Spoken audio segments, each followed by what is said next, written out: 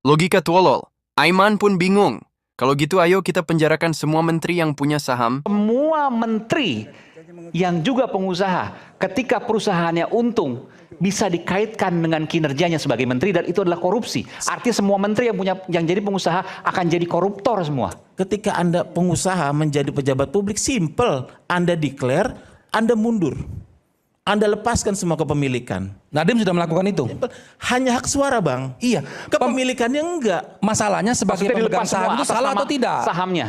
Harusnya seperti itu. Kalau begitu semua orang nggak boleh pegang saham. Sekarang semua pegang saham loh. Semua menteri pegang saham loh. Declare. Sudah dideklar. Ketika peristiwa terjadi, menulis Permendikbud itu loh. Oh, itu lain lagi, makanya ini nggak nyambung ini.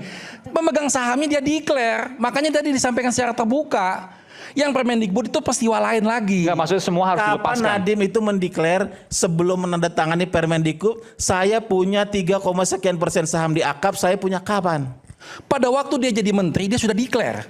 Ya, dia sudah punya saham tuh, sudah jadi menteri, sudah declare. Jadi ini peristiwa Permendikbud ini jadi loncat-loncat. Ini lain lagi peristiwanya itu. Jadi Permendikbud itu, Pak, itu setiap menteri mengeluarkan, Pak. Pak Muhadjir pun mengeluarkan 2 Permendikbud sebelumnya, bahkan Nadiem menjalankan Permendikbudnya Muhadjir sebelumnya untuk menggunakan Windows. Ya, dan di situ persis sama. Jadi yang dibuat Nadiem untuk tentang kaum OS ini sama persis apa yang dibuat oleh Muhadjir sebelumnya. Sama persis. Maksud Anda ada lagi nih? Sama persis gimana? Kan Pak Muhadjir nggak mencantumkan Chrome OS. Dan Pak Chrome Muhadjir Education. mencantumkan Windows pada waktu itu, Pak. Makanya kuasai secara utuh. Kan Pak Muhadjir nggak punya saham di Windows. Inilah namanya dihubung-hubungkan.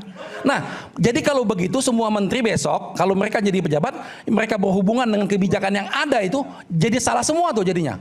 Ada kebijakan yang berkaitan jadi vendor, perusahaannya jadi vendor. Nah sekarang tadi ada nanya Muhadjir punya saham di Windows, nggak punya. Apakah Nadiem punya saham di Google?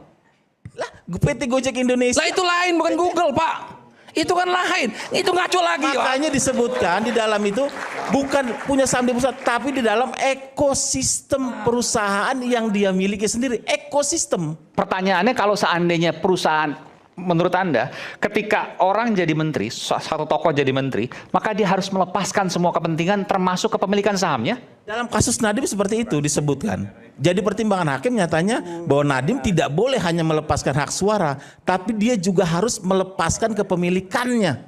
Dijual Itu semua. Dalam Karena kasus tidak ada aturannya melarang pejabat negara punya saham. Tidak ada aturannya. Coba tunjukkan. Dan bahkan sekarang menteri-menteri kita banyak yang punya saham. Apakah ketika ini terjadi, maka semua menteri yang jadi pengusaha akan menjadi koruptor jika rezim berubah?